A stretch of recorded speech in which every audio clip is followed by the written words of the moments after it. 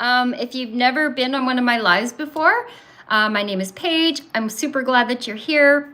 I am a nurse. I've been a nurse for 32 years, a long time, and I have worked in mostly critical care. So I've worked in emergency rooms, intensive care units. I've flown with air ambulance. I've worked a little bit in addictions and mental health. And now I'm a patient advocate, so I help people navigate the healthcare system. I do have some things that I'm going to talk about tonight, or this afternoon, I guess it is. But if you have questions or you have any like stories you want to share, experiences, if you want to vent, I'm totally open to that. Just put them in the comments. And if I happen to miss them, because some of the lives have quite a few people, so I tend to miss them sometimes. And if I do miss them, then just make sure you let me know that I've missed them and I will try and find them. And address it and talk about it. So tonight or this afternoon, I keep saying tonight, but it's really the afternoon on the West Coast. So I want to talk about why the healthcare system feels so broken. And a lot of people think that it's them, it's their fault, they're doing something wrong. There's some reason why they're falling through the cracks, but it is not. It is not your fault. It's a system that is broken, and it doesn't just feel broken, it actually is broken. And so if you've ever walked away from a doctor's appointment or some time in the hospital where you are feeling confused or ashamed or dismissed or like you should have handled it better, this is for you. So I want you to just stay with me, follow along, ask questions, make sure hey Matthew, good to see you. Ask questions. If you want to share anything, go ahead and do that. So, and like I said, if I miss it, then just let me know. So it's not about this afternoon, it's not about fixing you. It's about understanding the system that you're trying to survive inside. It's a tough system. And if you're not trying to navigate it, it can be really, really difficult. So here's something. Oh, hi, it's Coca. Awesome. Yeah, Matthew's your father, I think. So anyways, I'm glad that you're on here. And as we go along, more and more people join on. It's a little different than TikTok on those lives where people, a whole bunch of people join all at the same time. The YouTube lives are a little bit different. So, and I tend to talk a bit more because these stay up as a video until I take them down. So I have less kind of downtime, but I'm still totally open to answering any questions. Pen and paper, hey, good to see you on here. So here's some people never get told these things about the healthcare system. The system is not designed for human clarity. It's not really designed for our understanding, and it's designed to move people through very quickly, efficiently, and at a scale. So, and when real humans, when you and I show up with fear and pain and trauma and uncertainty, we meet a healthcare system that's built for efficiency and money, and the human always ends up thinking that they're part of the problem, but we're not, right? So this isn't going to be a rant. It's not going to be a blame session of the healthcare system. It's not a hack the system talk. It's more about just having some relief through kind of understanding, because when you understand why something feels impossible, you stop turning that frustration in on yourself. So yeah, anyways, I just want to see here if I missed any. Jake, and some of your names, some of the profile names on here, JGF, hello, good to see you, Mr. Best, I'll call you Mr. Best. And Coca, yes, you remember me telling you it's my father's account. Do you think things will change, Paige, or if it will it be sometime soon in your opinion?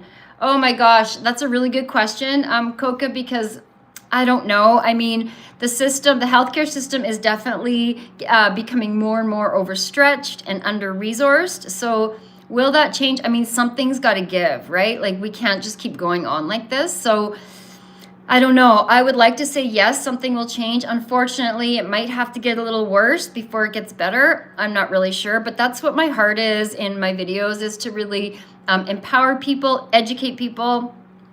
Jim number 3, hey, good to see you. Yeah, that's kind of what my heart is, right? So I would love to say that the system will change. Fingers crossed that it will. I think it will eventually. it's hard to say. So, and if you're just joining on here, my name is Paige. I'm a nurse. I've been a nurse for 32 years. I've worked mostly in critical care.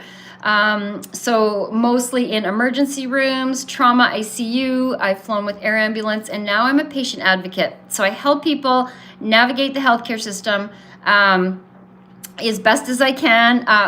There's so many ways that people can fall through the cracks, as most of us know. And so that is my heart, is to just help people hopefully not do that. So, and we're kind of talking to 32. Oh, you're 32 years old. Oh my goodness. So I've been nursing as long as you have been alive. That's pretty crazy, hey? Yeah, that's pretty crazy. So today we're talking about why the healthcare system feels broken. It doesn't just feel broken, it actually is broken. But a lot of people feel like it's their fault. And so I want to kind of break that myth. I want to break that down. And it's not your fault. Oh, you're 18. Okay. It's actually a system that is broken. And we are just trying to navigate through it. And so we tend to, if we walked away from a doctor's appointment and we feel dismissed, or we haven't been believed, or we're not heard, or whatever, then we tend to think, oh, what am I doing wrong? Right? So one of the biggest lies that people carry in this belief says that, like, everyone else seems to manage this healthcare system, why can't I? And I just want to say this really gently. Most people are not actually managing. They're coping. They are surviving. They are patching things together as they move through the healthcare system, and blaming themselves for the gaps. Healthcare is not just one system, right? Like it's dozens of semi-connected systems that don't talk to each other very well. So it's like you've got your hospitals, you've got your clinics, your labs, your specialists, your pharmacies, you've got your insurance coverage bodies, you've got community supports, you've got, doctors, nurses, and you've got, different private clinics. So you've got all of these different silos, none of them are talking to one another, and you're the only constant that's kind of moving between them, if that makes any sense. And yet you were never trained to do that. Like, they're trained to do their role and perform in their role. We aren't trained to, we didn't come out of the womb knowing how to, navigate a healthcare system. We don't know what it's like to be a patient in the system until we're actually sick. So it's this, like, these two things are bumping up against each other, and we have more patients needing care than we actually have resources. So that creates just like a huge stretch on the system. I just want to make sure I haven't, and if you're on here and you're commenting that doesn't have anything to do with what we're talking about, I'm going to ignore them. It's also, I would ask that you are respectful, because I see some comments on here that are just not part of our conversation. People come on here. I want it to be a safe community for people that are having situations in the healthcare system with their health. They're vulnerable, they're scared, they're feeling unwell. And so I won't address, I won't comment, and I'll just kind of ignore comments that are not sort of in line with what we're talking about. So plasma, Band-Aid, healthcare, yeah, there are a lot of different Band-Aids that are sort of being put out there right now. Will it be free in the future? Oh, I don't know. So I live in Canada. We do have a free healthcare system, although it's very, very basic.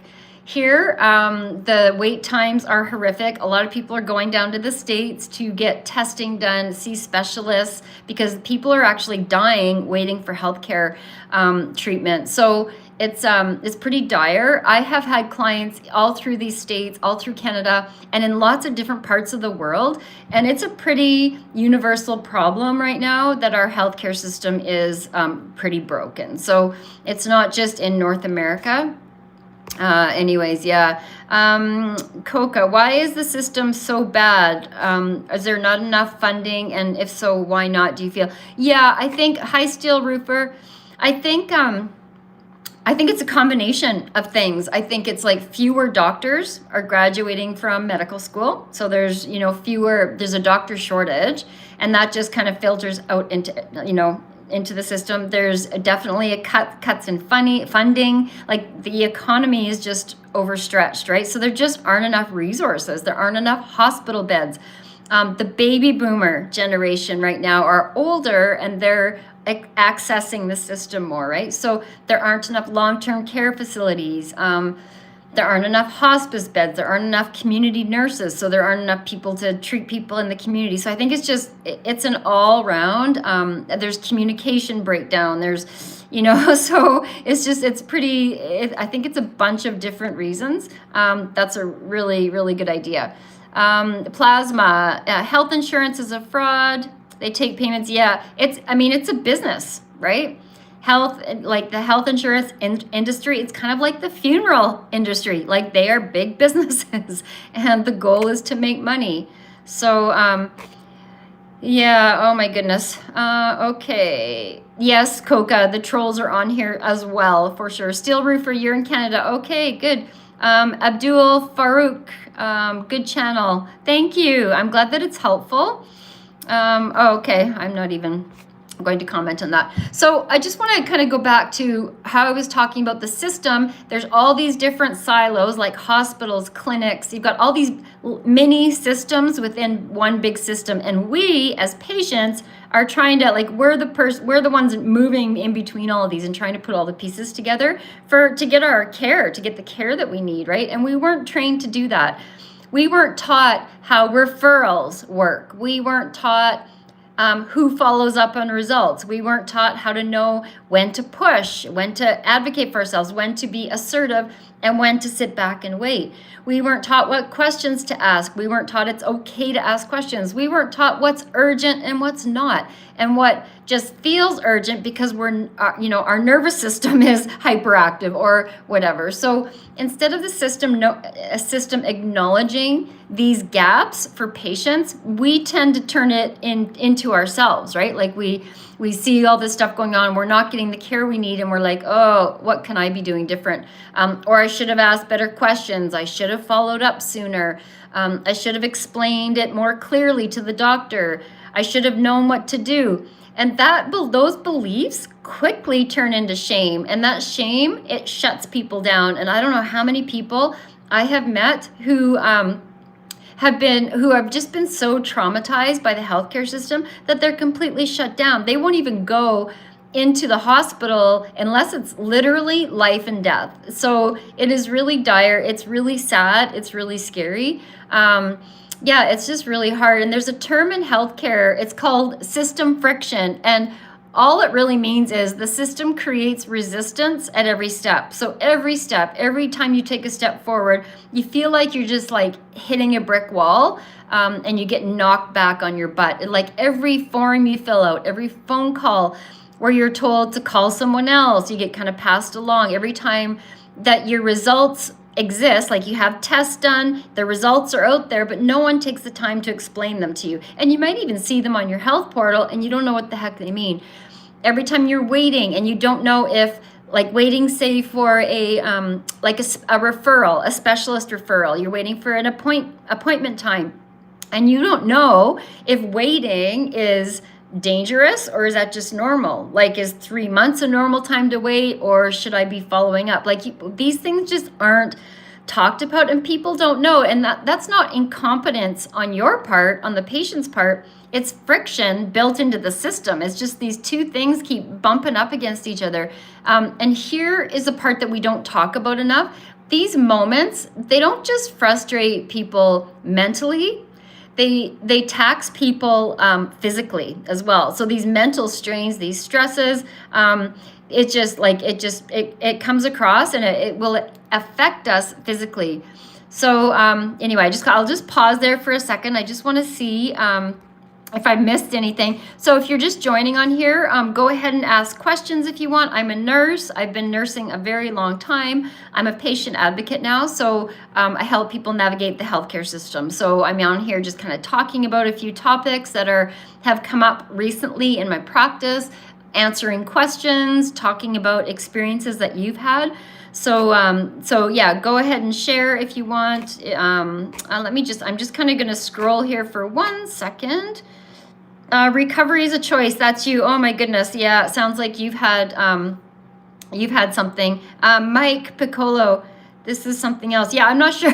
We're talking about healthcare. So if you're interested, I mean, most of us have been affected by healthcare, either we ourselves or we know somebody who has had to deal with the healthcare system that is very, very broken. So that's kind of what we're talking about on here. And that's what my videos are. So if you haven't seen my videos, subscribe to them, to my channel, and then you'll kind of see. I try and do 2 or 3 a day.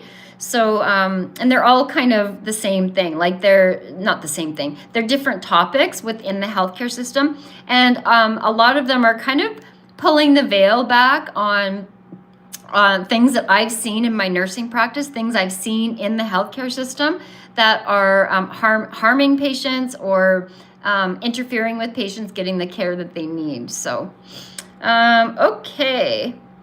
I'm just going to continue here. So if you comment on something that's not anything to do with what we're talking about, I'm going to ignore it. And just so you know, I'm not even going to address it. Let me just see if I think I can, 1 second, 1 pause. Okay.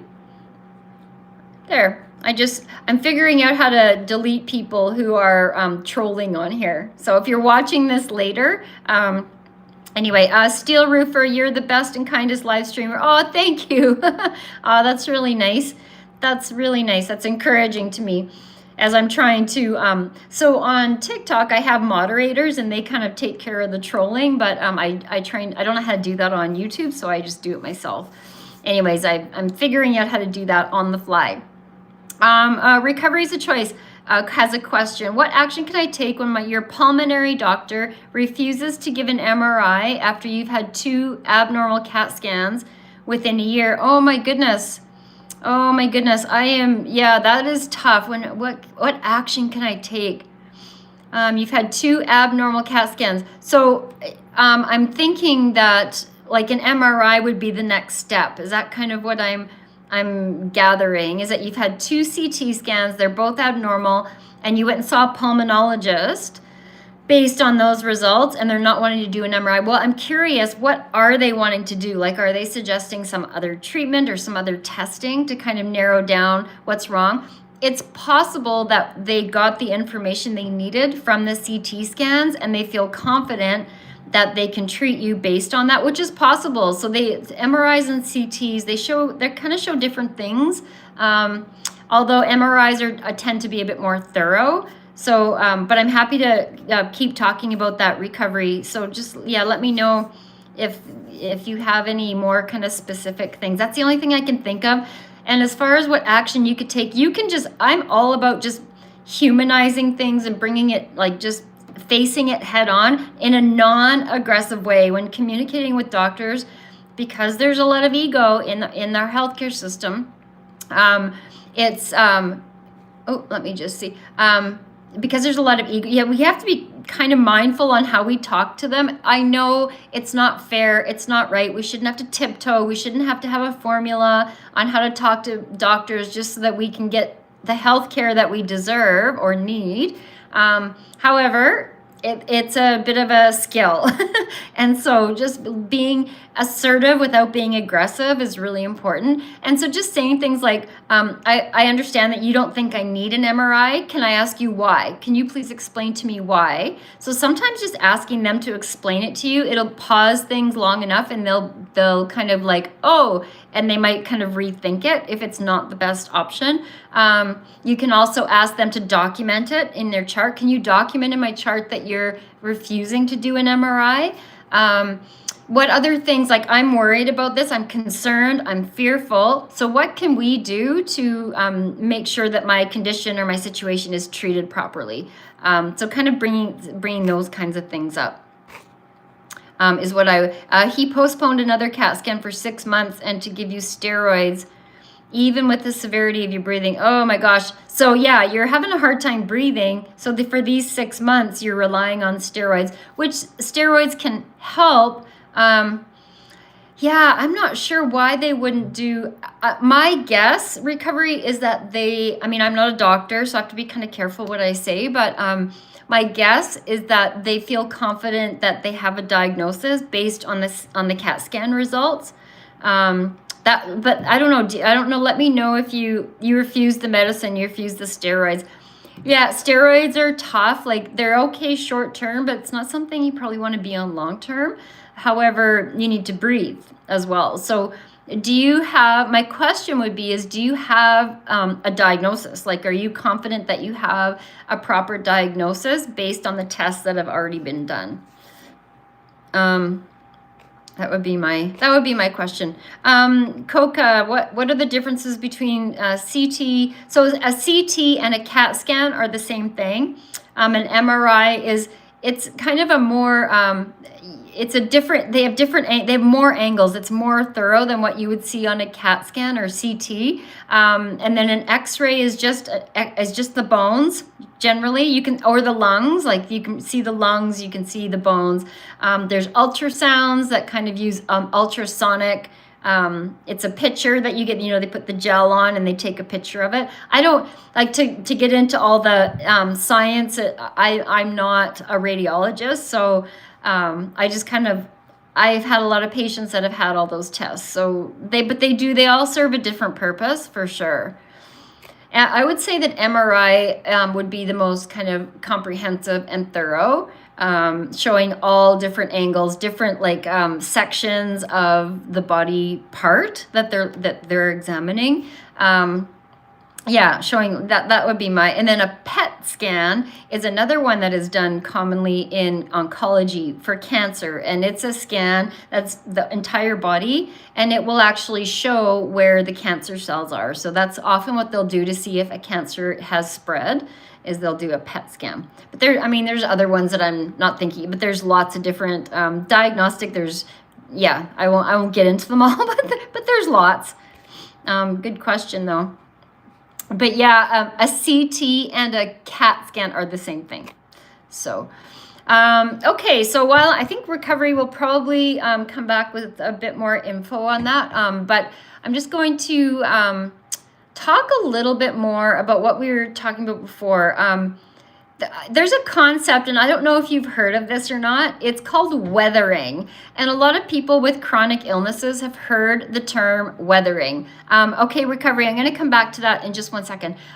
Weathering is what happens when the body is exposed to stress for a very long time without any relief. So you're in this chronic constant state of either fight or flight or just stress of any kind without relief.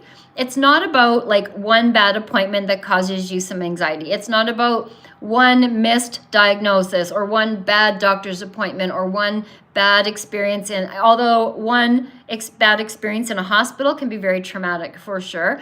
But it's about years of uncertainty, years of being gaslit, years of being dismissed or passed between doctors, years of waiting, years of advocating for yourself politely while you're being scared. It's years or months of not knowing who's responsible for what. So it's like a constant state of stress, and your body keeps track of that. So when people say I'm just tired of dealing with doctors, it's not a bad attitude. It's biology. You're actually physically tired. You're exhausted. Chronic stress changes how the nervous system functions. It changes the way that inflammation is dealt with in your body. It changes your sleep patterns. It changes pain perception. It changes how resilient you feel, how strong you feel. And yet people are often told that they're being dramatic or anxious or non-compliant or difficult or emotional. And then what systems, our healthcare system does not apologize for that. And it's the cause of it, right?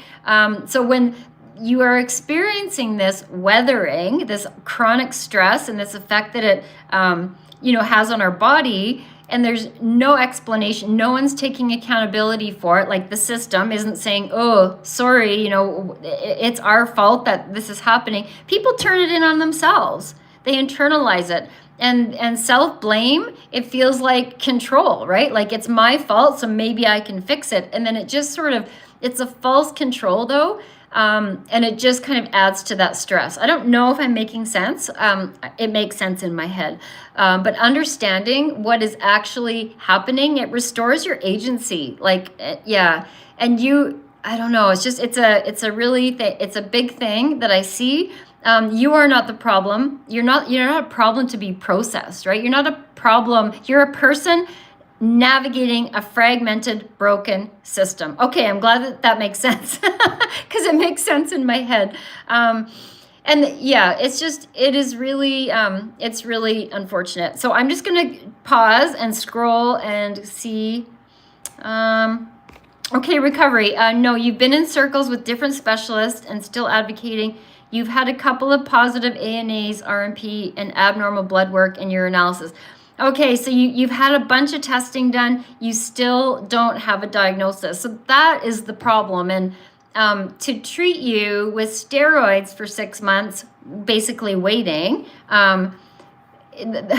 without a diagnosis, that doesn't make any sense to me. Although I'm not a doctor, I just got to say that again. You have a pulmonologist who is a specialist. I'm a nurse. I'm not a doctor. However, that just doesn't make any logical sense. So I might go back to them or your family doctor and just say, this is what's going on. I'm worried. I don't feel comfortable waiting another 6 months when I'm having a hard time breathing, especially when your blood work and all of that stuff has been, and you had a positive ANA. Like when that stuff's, that's information, that is data. I would push for, what other testing can we do? Can we do an MRI? Can we do, I would just keep pushing for that if it was me. Okay, makes sense. Okay, good.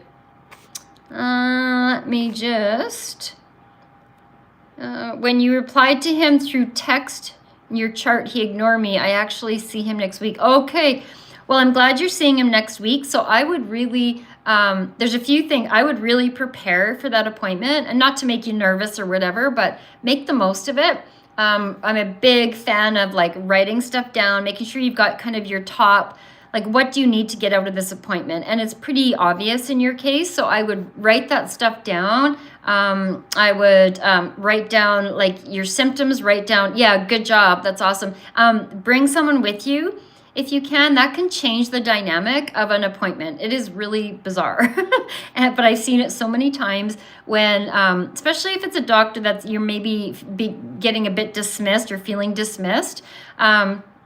Because I don't know what it is, but it's there's all of a sudden a witness in the room. There's a third party there that can take notes for you. Make sure that they have a pad and paper and they're taking notes, or you can also have a pad and paper, not a phone, but just actually a pad and paper, and they can back you up, they can validate the things that you're saying as well. They can be an extra set of ears. It just changes the dynamic. It's the doctor then will often have better communication and those kind of things when you bring someone with you. So, and then before you leave the appointment, kind of make them do a recap. If they're rushing or whatever, just say, actually, I just want to kind of recap what we just talked about.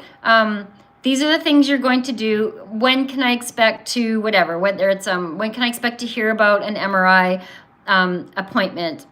And yeah, and just really if they're really refusing, ask them why.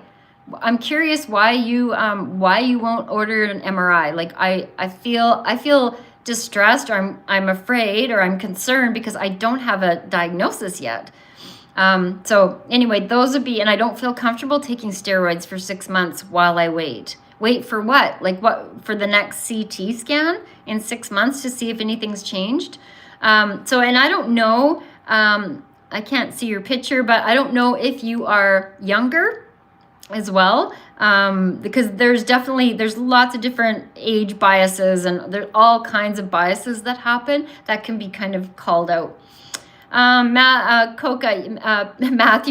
is, you're 33. Yeah, so you're also younger.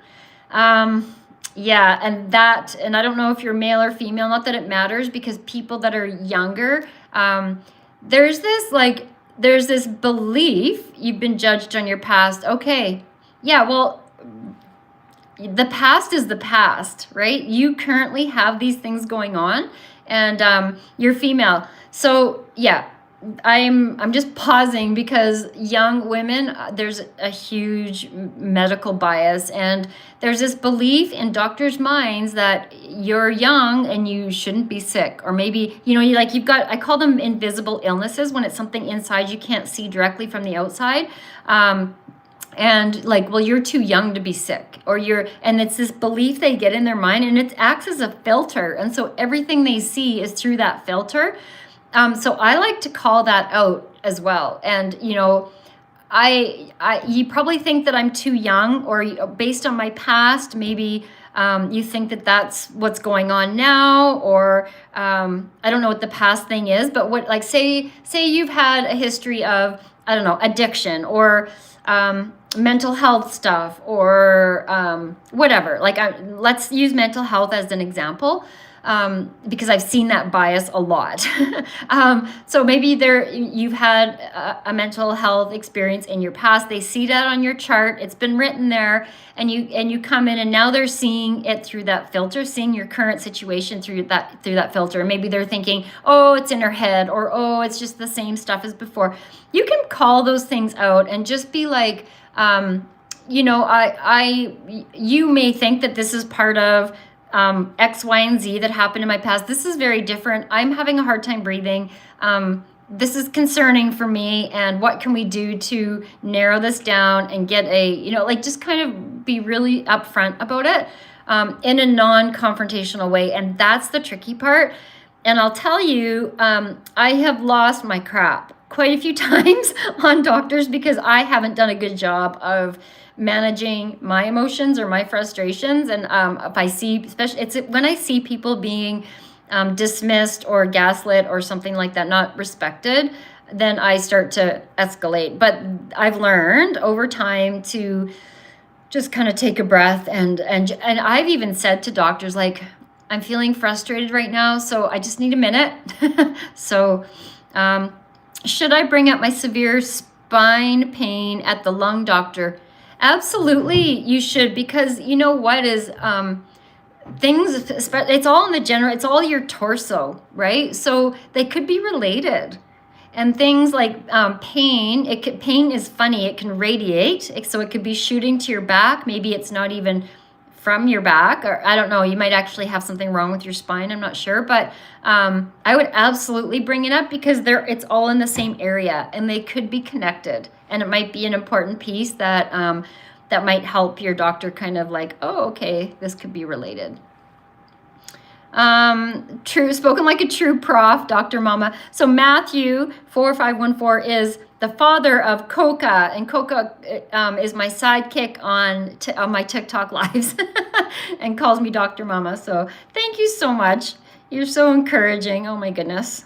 I appreciate you so much. Okay. What else should we talk about?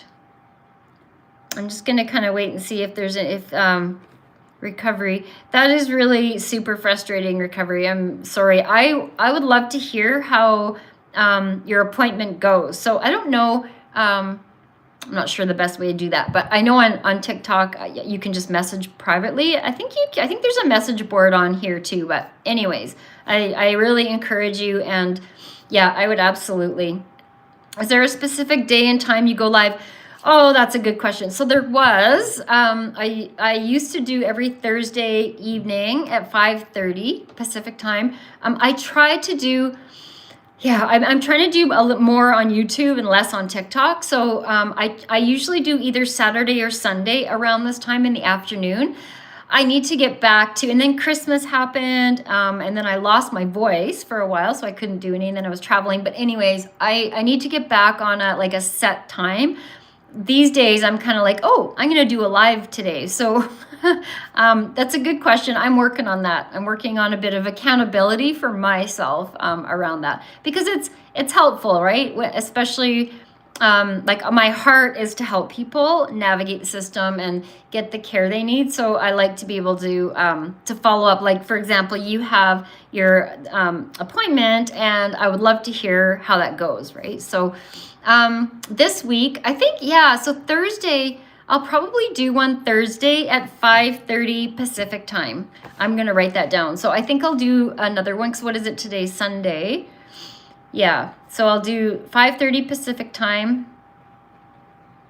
Done deal. It's in my schedule. You'll turn my, okay, that sounds great. And there is a, I might try and like schedule it. I think I can schedule my lives ahead of time on here too. I don't know if you see those or not totally sure on that. But what I did today is I went on my TikTok, where I have a lot more followers than on here. And I just put a post up that said I'm going live on YouTube. So anyway, so you can maybe follow, that might be a good place to follow Recoveries on, I don't know if you're on TikTok, but yeah. I'm more than grateful for your guide. Oh, you're very welcome. Yeah, I'm happy to help. It's tough out there. The system, it is very tough. And I feel for patients, and I know I'm not alone. I know a lot of nurses and even a lot of doctors who are, just heartbroken by what's going on in our system right now. So, so my TikTok is exactly the same. It is Paige Lennox Books and Advocacy. And the thing about the books, so yeah, it's the same name on TikTok. So I'm an author as well. So this channel was supposed to be just for my books. And I've written a lot of fiction, some nonfiction, some children's books, some for young women and teenage girls. Anyways, and then I wrote a healthcare book, a healthcare navigation book. And when I wrote that and published it, and people were getting it, and then they wanted me to post some videos about the topic, like these topics, right? Anyway, and so it's kind of morphed into just this, which is great, because this is my jam. This is where my knowledge is and my experience. So yeah, I didn't want to change the name because it was just, I already had people following and whatever. So Recovery, are you in Canada by any chance? Or are you in the States, or where are you? Oh, in Coca. So I'm in British Columbia. I'm in Kelowna, British Columbia. So way on the west part of Canada. That's where I am. It's a small city is what it is, right? And there's a big lake here. Yeah. Anyways, that's where I am. You're in the US. Okay, awesome. Yeah, I've had a lot of clients in the States, so I know more than I probably should about the US system, and it is challenging for sure. It's everywhere, and like I say, I've had clients in like Australia, New Zealand, Europe, China, India, Pakistan. Is that all? Anyway, in lots of different countries, and the systems are there. The main difference is the billing, like how money moves around. Otherwise, yeah, it's pretty crazy. Matt Coca asked, so that's why I want to come to Canada so bad. You should. Canada's great. Pros and cons, just like any country. See, and I think the US is great in a lot of ways. So yeah, but yeah, Canada's great. The western part of Canada is absolutely beautiful. I grew up in Alberta, but now I'm in British Columbia, which is in the west, and but I've lived mostly in some of the smaller towns and cities, not in Vancouver. I haven't lived in Vancouver, but yeah. Anyways, it is very beautiful here, for sure. So I'm just going to, I don't know if there's any other questions that you guys have. I just know, our system, like if this does anything, I hope that it loosens the knot in your chest that says like, I guess that was kind of my main thing for today, talking about how we internalize it, how we blame ourselves, and the system doesn't help, because the system will sometimes, shame us. Doctors will gaslight us. They'll make us feel stupid for asking questions or whatever. So it all makes sense. You're not doing anything wrong. The system is broken. And the frustration you feel makes sense. The exhaustion you feel makes sense. The confusion makes sense, and the system is strained. You are human, and understanding kind of how the system works and your role in it is the first kind of place you start for advocating. So anyway, next time on my next live, we'll probably talk a bit more about access, wait times, how to get care when it feels like there's no options. So anyway, you guys are awesome. Let me just check these. Let me just check the things here. Coca, can BY become of Canada? Adopt, can we adopt us? Yeah, I could adopt a bunch of, exactly. The system here, you feel the same. Yeah, for sure. Would it be okay for me to type out my concerns and read them to the doctor? Absolutely. You can even, recovery like New York, New York, you want New York to become a part of Canada. Oh my goodness, that's so funny. So recovery, yeah, I think it's a great idea to have like, just have it on a couple of sheets of paper. Also have like your allergies, medications, supplements, anything like that, a list of your symptoms. I'm a big believer in like a health journal. I'm kind of nerdy that way too, but I find it like white coat syndrome is a thing, especially with specialists. Like people get kind of, I've done it where I get in there and I'm like, oh crap, I forgot what I was, you kind of freeze, or you get a bit intimidated, or like there's a bit of an authority power dynamic that can happen. And I've left appointments going, oh, I totally forgot to ask that. So I'm a big believer in having that stuff, like have like your symptoms, like say with your, if it's your breathing, primarily, well, obviously because you're seeing a pulmonologist, like kind of when it started, give them a little summary, a little recap, like, these issues started here. These are the tests that have been done. This is what happens on a daily basis. These things make it better. These things make it worse. Yeah, those kind of things. And then have like your top 3 questions, sort of like your most important thing at the very top, and then your next ones. And you could have like, 3, 4, 5 kind of main questions. And then all of that's on one sheet of paper or 2 sheets of paper, and you can give it to them. Just say, these are the things I want to cover in this appointment. I'm a little nervous. I'm scared. I'm concerned, and these are the things I want to talk about today. So I'm just going to give you this. Like there's no fault in kind of just humanizing, right? Like kind of going for the heart of that person, because they are a human and they're so robotic, and especially not all of them. There's a lot of awesome doctors, but a lot of them, when they're busy and it's like an assembly line. So kind of humanize it a bit. Just say, I'm just going to give you these are the things I want to cover today, because I don't want to miss anything. And if you don't have someone to come with you, I'm a huge believer in that. It just changes the dynamic. But if you don't, then record it. Just say, I'm going to record this because I don't want to miss anything important that you have to say. And that kind of fluffs their ego a little bit, right? Sometimes you got to do what you got to do to get what you want to get. And if that means fluffing an ego here and there once in a while, then whatever. I just kind of figure I just got to suck up my own pride and just do what I got to do to get those things. So absolutely nothing wrong with that. The other thing you can do, recovery, is you can call the clinic and talk to like the administrator. I'll answer that just in one second. You can talk to the whoever it is that answers the phone, the office manager or whatever, and just ask them if there's an email, because some doctors have email addresses. You can also email them this list, and you can make sure you have like, your vital signs, like your oxygen rate, your respiratory rate, I don't know if you measure your oxygen saturation at home, but those kind of things, like is it better in the morning or at night, how you're sleeping, like all the important things that's applicable to what you're there for.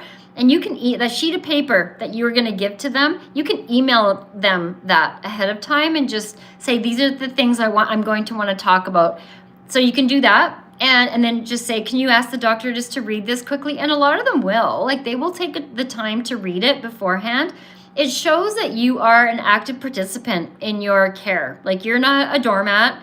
You're not going to just lay down and just whatever. Like you have your interest at heart. You are your own quarterback, and you're an active participant, and you're intelligent, and you are responsible, and you are assertive, and you are confident, and like these things, right? And so email it to them. If they don't have an email, that's okay. Some of them don't, but some of them do.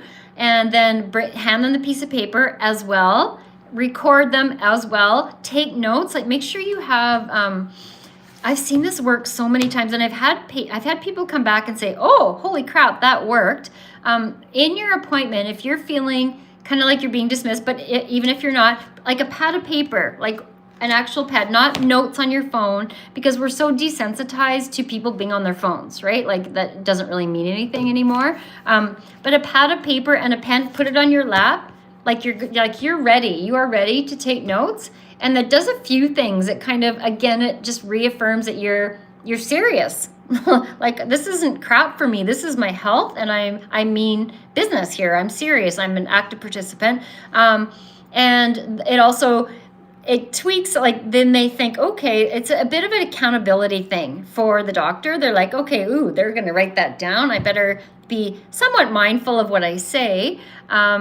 It just, yeah, it kind of does all of those things, right? So whether you actually take notes or not, it's a good idea too, but that's where if you have someone taking notes, that's super helpful. Okay, that was my little rant. Can they say no, that they don't want to be recorded?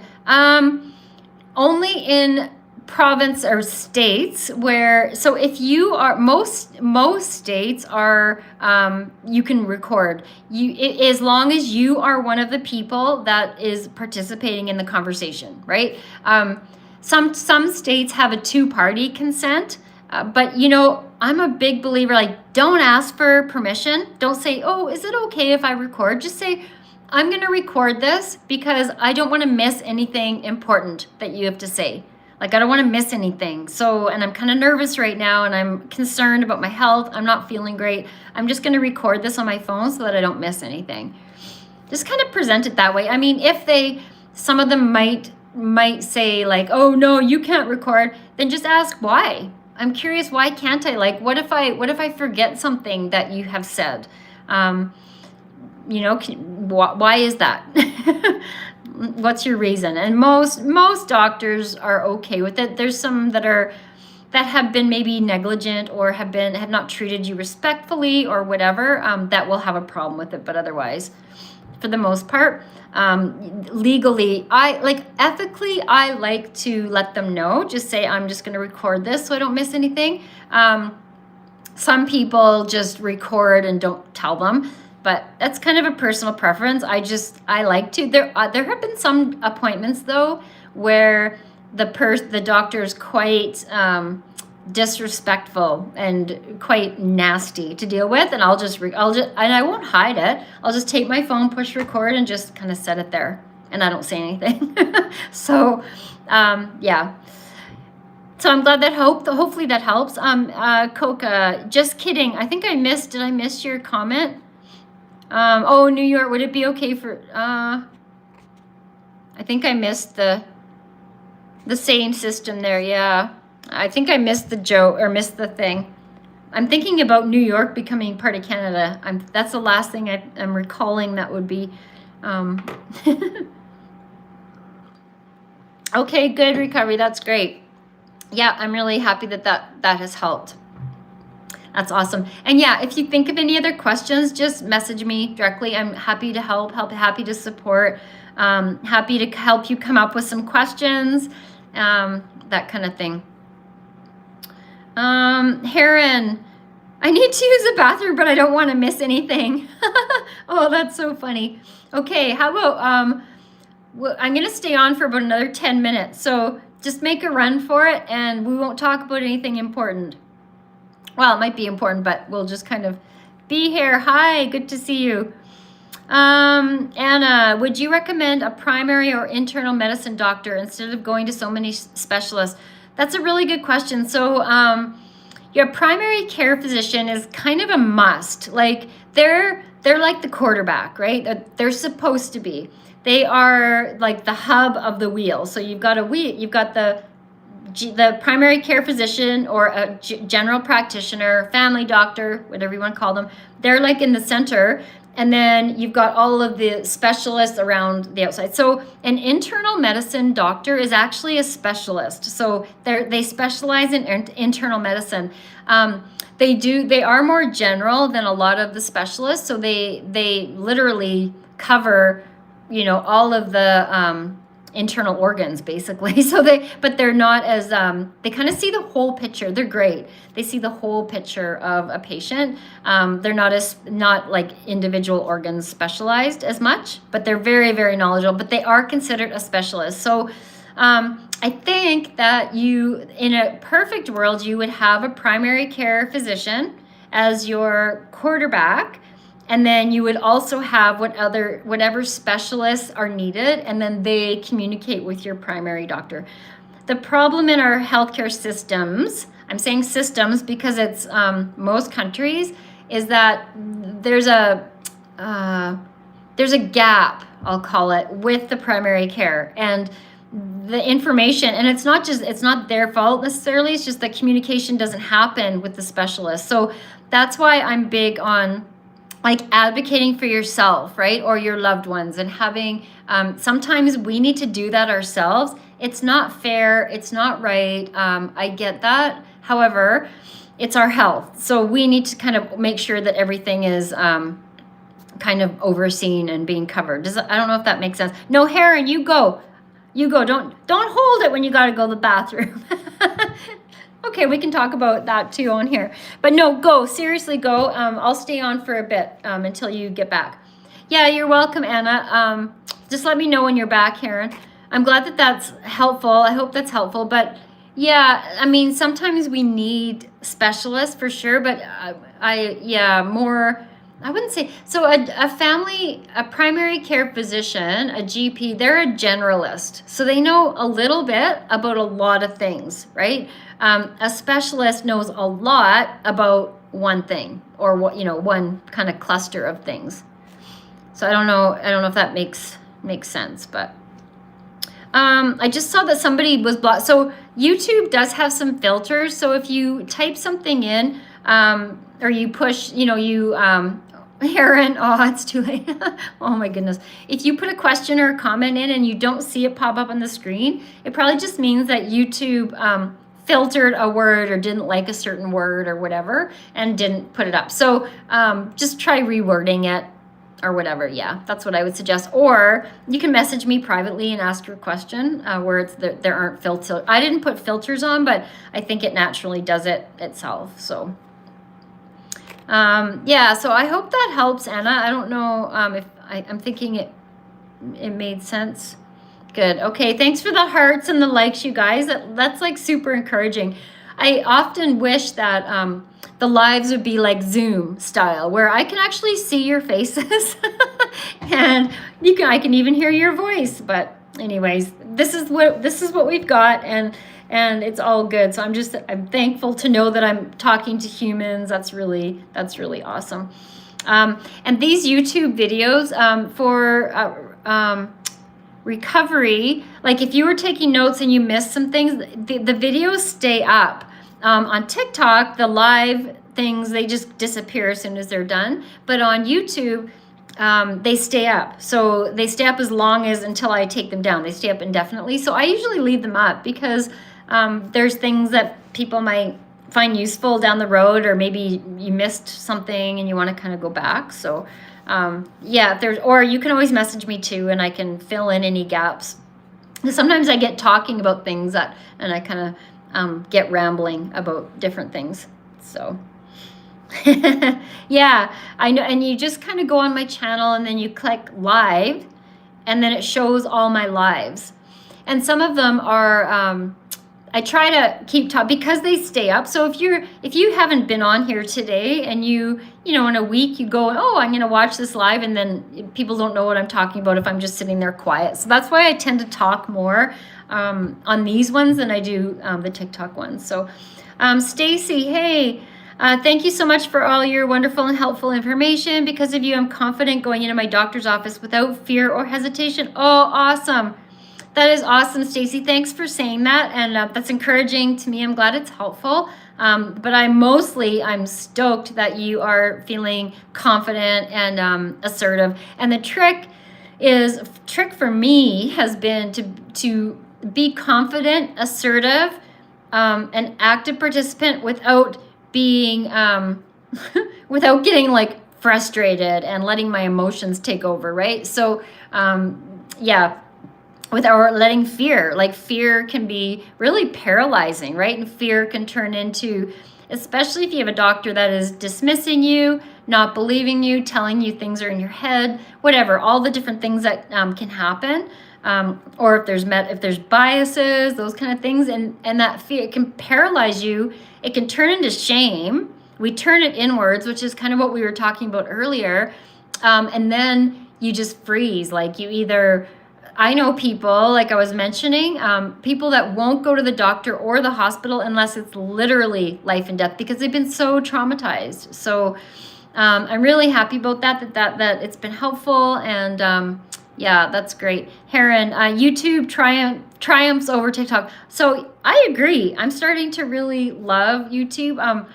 TikTok is great for, I mean, there's lots of people on there. I've got lots of followers on there, not so many on here, but the conversations I feel are a little, they're deeper. Like I can have deeper kind of connections on here. I don't know. To my TikTok group is awesome too. So, but I think in general as a platform, they're very different. They're quite different. Those are the only two platforms that I do now. I was doing like Facebook and Instagram, but it was getting to be too much. So I was getting like, oh, that's just too much. So I just chose these two because I feel like I can make the most difference. I can reach the most people. So recovery, you meditate and do intentions outload before doctor's appointments. Awesome. You also record yourself motivated, then replay it. It helps me when you feel nervous. Oh, I love that. I do that too, actually. I will, I'll either like say a little prayer or an affirmation or just me like speaking truth about something or whatever. And I'll just record it in my audio thing in my phone, and then I have it there to listen to. So I love that. That's really, I love that you're doing that. That's so good. I'm just such a big believer. Like we are not, like it drives me crazy when doctors gaslight in a way that just kind of says it's all in your head, or this is just anxiety. You know what? Yeah, like anxiety, stress, it can cause physical symptoms for sure, but we're not just all a brain. We're not just all our bones and skin. Like it's interconnected. Like our minds, our hearts, our physical bodies, our spirit, like our soul, like we're all connected. We're connected. And I don't think it's right to just isolate those out. I think the whole picture needs to be talked about, addressed, treated equally. So yeah, I'm just a huge believer in that. So okay, well, that's great. I think that's amazing. Yeah, I agree. I think, and a lot of the doctors don't understand or don't treat mental health in, like, they might be addressing the physical stuff and then and leaving the mental health part out. That's the other thing that can happen, right? And the other thing that kind of drives me crazy, it's not, I don't want to come on here and just vent, but this drives me crazy because I've seen it so much, where the mental health stuff, like say you're in the hospital, right? And you are in pain, you are scared, you've been admitted to the hospital, they're ignoring you, or they're like rolling their eyes or whatever. Like, how do you, or if you have like a family member where you see that they are not being treated properly and they are not being, maybe they haven't had a bath in a week, or maybe their pain isn't being managed or whatever. And you start to get escalated, right? Like you start to kind of feel stuff and you feel frustrated and no one's listening to you. And then the staff, or you start asking questions about your loved one or about yourself. And then the staff says, you're being a difficult patient. You're not allowed to come visit your loved one anymore. Or we're booting you out of the hospital. Or they start treating you worse. Like there needs to be room and grace on the part of the healthcare workers for people's emotion and people's mental health. It's like the nurses and doctors forget that this is a human being who has this physical thing for sure, but they also have a brain, emotions, a heart, and a soul. And so there needs to be some tolerance and some room for people to maybe have emotions or whatever. So anyways, let me just read here. I'm not venting. Thank you. They always just looked down on you and laughed at you. Oh, Coca, really? For OCD. OCD is a really tough one because it's, yeah, it is tough. There's very little, like, it's not very well understood. And it can be really misunderstood and misdiagnosed as well. Oh, that's so awful. Like, to be laughed at or have eyes rolled. That just must be, yeah. I can't even imagine, Coca, what that's like. Or I should call you Matthew while you're on here. That's really hard. And then we find ways to cope with that stuff, right? Like we find ways that are maybe not the most healthy for us to cope with that because we have to. And, interesting that there are counselors now who are getting trained, like specialties in medical PTSD. Because it's a thing. People are getting PTSD from a healthcare system that is supposed to be looking out for them, treating them, respecting them, caring for them. And it's awful. Oh, sorry. I'm not venting. Thank you. Recovery, that is what I've been working on so hard. Communication and maintaining your tone and reaction. You've come so far. It's a process. Good job. Like, that's awesome that you're working on that. And I've had a lot of patients where, like, I'll get involved because they've just kind of lost it, right? And we've all done it. I've absolutely done it. You have a breaking point. I think most people do. And when you're already vulnerable and you're already scared and in pain or not feeling well, whatever that looks like for you in your situation, and then you just constantly are, you're beating your head against a brick wall almost, like, we lose it. So that is awesome. And I think the important thing is to recognize that didn't really help the situation, and just say, okay, well, how can I do things differently next time? And so that takes a lot of courage, recovery, to just acknowledge that. That's awesome. And yeah, the tone, the way we present things is everything. We can say the exact same thing with two completely different tones or presentation or whatever, and it's received in two completely different ways. So, and you're right, it's a process. We learn, you're 33 years, you learn to communicate in a certain way or whatever, and it'll take some time to kind of, and sometimes it's trial and error, and different doctors or different people are different, right, in their reactions. Okay, Matthew, they don't take it seriously at all. And thank you so much for saying what you said about it not being understood at all. It's mislooked, and it's okay to call me Coca on here too. Okay. That's why I told you I turned to watered down wine to cut my brain off and get some type of relief. Absolutely. I get it. Like, there's so much pain there to cope. It wasn't healthy, but didn't know what else to do or to turn to. Absolutely. Like, it takes, like, you do what you got to do to survive. That's like kind of like what I was saying earlier is we weren't trained to navigate all of this, right? And we weren't trained on how to communicate properly, or like, we just weren't. Like, it's not something we learn when we're growing up. And we certainly didn't come out of the womb knowing that stuff. So you're not doing anything wrong. There's nothing wrong with you. You're surviving. You're trying to survive. You're trying to just exist in the system that is so broken and it sounds like is dismissing and belittling and degrading to you. So I'm really sorry. And again, it takes a lot of courage to just acknowledge that, yeah, maybe that wasn't not the best choice for coping, but you know what? I did the best with what I had at the time, and just kind of let it go and not keep that shame inside, right? You're amazing. You're super strong. Recovery. It has been almost 2 years of you advocating. Oh my goodness. Yeah. It's daunting. It's exhausting. Yeah, you're welcome, Coca. Oh my goodness. Okay, you guys. I'm going to sign off. You're very welcome. I love you. Thank you so much for your encouragement, for participating. And if you guys, yeah, and you know, sometimes if you have some people who just want to do a live, I'm totally fine to hop on here and just do a live for, like, if you have a group of people that want to chit chat. I'm totally all good with that. So anyways, I love you guys. Thanks for participating, and we'll see you next time. Have a good rest of your day. Bye.